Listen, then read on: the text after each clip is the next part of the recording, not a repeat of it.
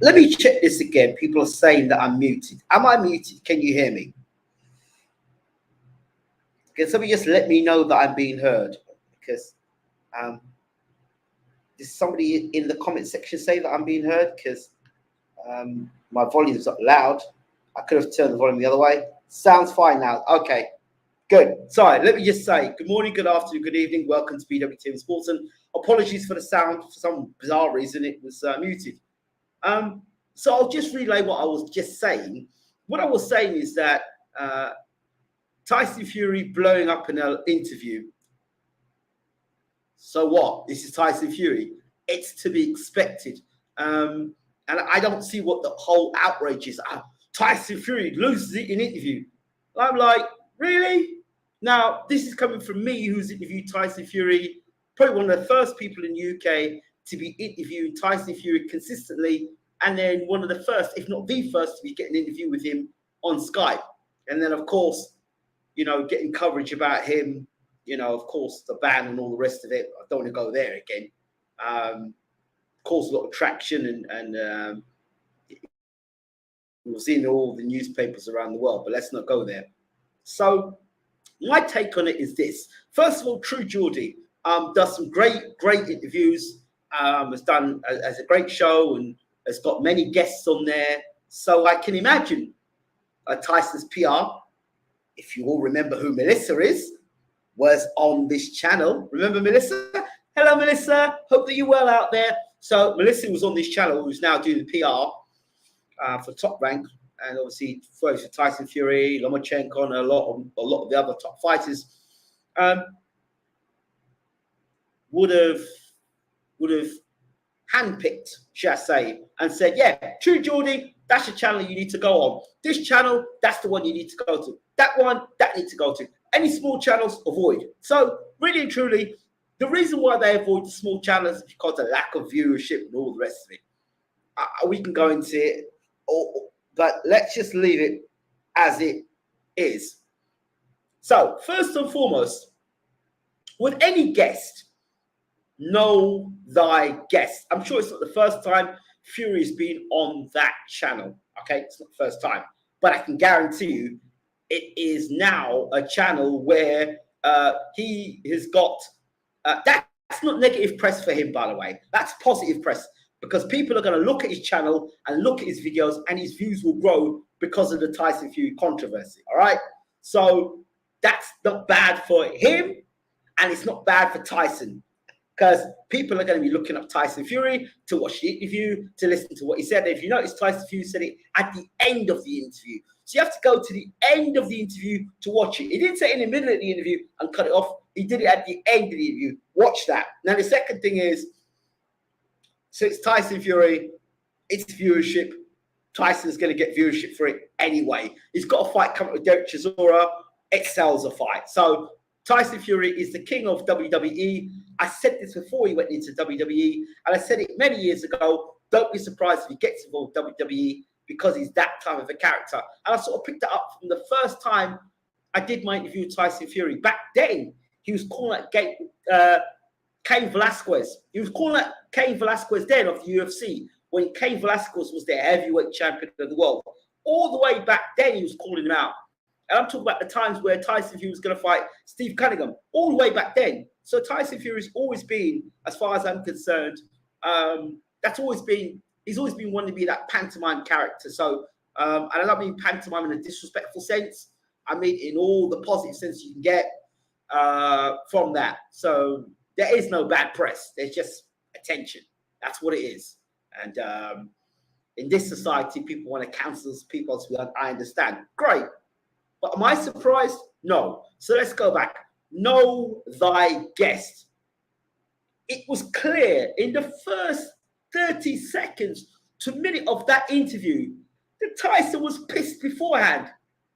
I don't know if he was forced into doing the interview, or he didn't want to do the interview, or because I've interviewed Tyson, and I've interviewed Tyson when he's narky and he's not even not in the mood to do an interview, and I've interviewed Tyson when he's on fire, right? And when he's narky like that, there's a way you've got to handle the interview. And when he's on fire, there's a way you've got to handle the interview. So know thy guest. You knew he was narky from the start. Secondly, have you ever known a boxer being interviewed about a fight and he goes, you know what? You're absolutely right about this fight. The opponent's not good enough. And so therefore, I'm cancelling the fight with Derek Chisora. They've already had the press conference. Contracts have been signed. Money's going to be made. And here you are as an interviewer talking about Derek Chisora and how he beat, you know, you're a fan and he beat Tyson, beat him more or less with one hand behind his back. That's all well and good. Leave it there. Leave it there. The man is already narky. The man's already not in a good mood. Oh, 40 minutes for the interview. When a man starts talking about time, interview, it's one of two things. Number one, he doesn't want to be doing that interview. Or number two, he's got a pile of interviews to do. And he's like, look, I got to do this 40 minutes. And then I'm going to go and do an interview with somebody else. I'm going to do an interview with somebody else. I'm going to do an interview with somebody else. So I don't know if Tyson had done an interview with somebody else previously. I don't know if his PR pissed him off. I don't know. But this is the whole, you know, things you have to do to sell a fight. Okay, you do the interviews. So it doesn't help, right? So you're doing the interview and you're banging on about the Derek Chisora fight. The fight is signed, sealed, and delivered. It's done. There's nothing you're going to say in that interview that's going to make a boxer say, yeah, you know what? You've got a point. This isn't a great fight. And yeah, I'm going to cancel that fight. Actually, I'm not going to fight Derek Chisora. I'm going to go and fight Joe Joyce. It doesn't happen. It hasn't happened, and it's not going to happen. Forget it. It's not happening, right? Because unless it's not happening, all right? It's just not happening. So if you are deciding to interview a fighter about a fight you're not happy about, you know, that's fine. You can have your moment and say, you know what? I'd rather you be fighting somebody else. However, this is the fight we have. I look forward to you fighting Usyk or Joe Joyce or whoever, or Anthony Joshua down the line. But for now, let's talk about your fight with Chisora. What makes it different? You know, there's that. Or, you know, remember, they'll talk about the Anthony Joshua fight. Yeah. Remember, Joshua was coming off back-to-back losses. At least Derek Chisora was coming off a win. So you would have fought that. You would have fought Anthony Joshua. And then if you've done the interview about the Anthony Joshua fight, what do you gain fighting Anthony Joshua when he's had back-to-back losses against a cruiserweight? Well, that's what will come out. That's what would come out. Yeah? So, you know, I get it. You're trying to ask questions and you are pushed by your viewers. Oh, yeah, you've got to ask great questions. Well, the reason why you've got to ask great questions is because you've got company people asking company questions. And when you've got company people asking company questions, they're not really going to ask the uncomfortable questions to the promoters.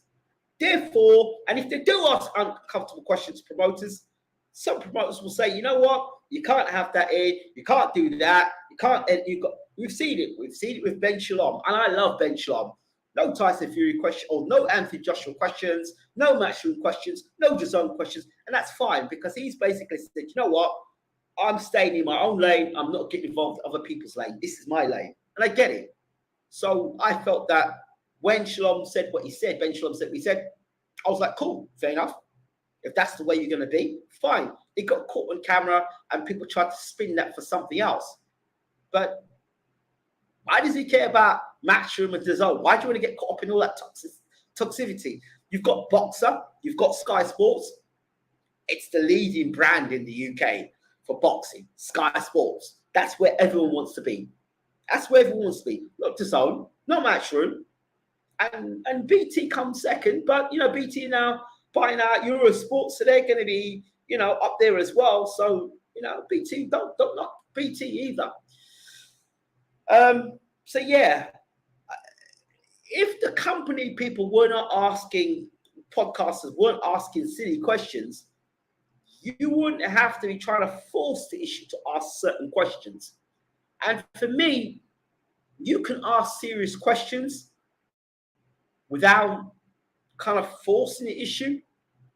You can at least lube the. You can actually use lubrication first before you kind of slip it in. And I kind of use the lubricating area first before slip it in. Because a lot of these, listen, I'm not digging anybody out here. A lot of these podcasters, they're so fired up to ask the questions that they don't consider the guest at the other end. And it's all about viewership or all about getting that question over, being first rather than being right. So I think it is better that you look after your guest and make them feel at home and comfortable. But, you know, you could talk to them off air and say, look, I'm going to ask you about this, this, this, and this. Is there anything you feel uncomfortable about before we do the interview? And I do it to every single one of my guests. Or I did when I had the time. I did. I did. And that helped. So even in an interview where things are getting, like, there are times I talk to Tyson Fury, and I know when he's turning the heat up. He'll be talking one way, calm, collected, blah, blah, blah, blah, blah, blah, and he sounds real, you know, kind of mellow guy. And then suddenly, it's like a switch flicks. Yeah, and he think that, you know, no, and he'll raise his voice and start getting hysterical. And I'm like, right, okay, pantomime mode. Okay, so you play along with it. So you get the best of both worlds. You get Tyson at his best, and you get your interview as well. So know thy guest. Do I blame Tyson for kicking off? No, I don't. Do I feel sorry for the interview? No, I don't. Because the interview is going to get far more views and far more traction. And if it was set up between him and Tyson, then it worked. Because that guy is going to get more views. And for me, the only thing that makes it all suspect is that at the end of the day, two things here. That guy gets a lot of views anyway on his channel without Tyson Fury. And if Tyson Fury wants to sell fights in the future, for him to kind of badmouth the interviewer, that people look forward to seeing another interview on the channel, one. And two, it probably doesn't do great for their PR who are pushing Tyson Fury, because some people might say, I don't want to be interviewed Tyson, he might insult me on my channel. But then people might look forward to Tyson if you interview, insulting them on their channel. It works both ways. But my point is that it's not really the professional thing to be doing, insulting the interviewer. But again, it gets views, like I said. But he did it at the end of the interview, which leaves it a little sus. And what makes it even more sus is Tyson Fury. If Tyson Fury says, yeah, I'm retired, I'm not coming back. Honestly, I'm not coming back. A few moments later, I'm coming back, and I'm gonna fight. I'm gonna fight Dillian White. Well, I thought you said you were retired. I'm gonna fight. I'll fight Anthony Joshua for 500 million. Right, I'm gonna fight Anthony Joshua for free. Yeah, deadline. Yeah, there's a deadline. But wait, you're gonna fight for free. If you're gonna fight for free, what's the problem? So this is flip-flop Fury. So he'll say this today to the interviewer, and lo and behold, maybe at the end of the CHISORA fight, he'll be on the show back again, doing the interview like if nothing happened. So, like I said before, he did it at the end of the interview. So you have to watch the whole interview to see Tyson Fury at the end do what he did. But again, at the beginning of the interview, he was pissed. So he did it with a smile on his face and whatever. Whether Tyson was serious or not, I don't know. But I know this much. It's a win-win for both parties, for the most part. So yeah, he was smiling as he did it. Was he serious? Well, don't know. Was he serious? Good evening, Lev. Good to see you in the house. Appreciate it as always. Snazzy Azzy, good to see you in the house. Taylor, Okay, all the criticism will be forgotten once he beats Usyk. Yeah, probably. More likely. How are we doing? Like Fender, all good? So yeah, that was my thoughts. I'm not surprised. And yeah, true Geordie, keep doing what you're doing. I can't see you stopping what you're doing now because Tyson insulted you. And I can't see Tyson Fury not fighting Derek Chisora because you asked him or told him he wasn't a quality fighter. It's not happening. So I wish interviews would stop doing it. No matter how many questions you ask, no matter how many ways you put it as the interviewer, you are an interviewer. You are there to get questions answered. It is not you to be dictating what fight a boxer should be having. If you really hate the fight and you're not in support of the fight or the fighter, just don't do the interview. If it burns you that much, just don't do the interview. The interview isn't about your personal opinions. It is about what the guest has to say, because it's the guest ultimately that matters.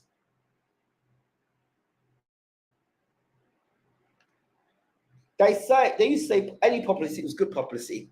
Well, in 2022, publicity will get you cancelled, because bad publicity within the cancel culture that we have today, you get you cancelled. So depending on who you are and how much power you have and all the rest of it. But yeah, so that's my thoughts. Don't forget to rate, subscribe, leave your comments, and also don't forget to see my latest interview on national television. We just qualified with the best team in Lagos, women's team.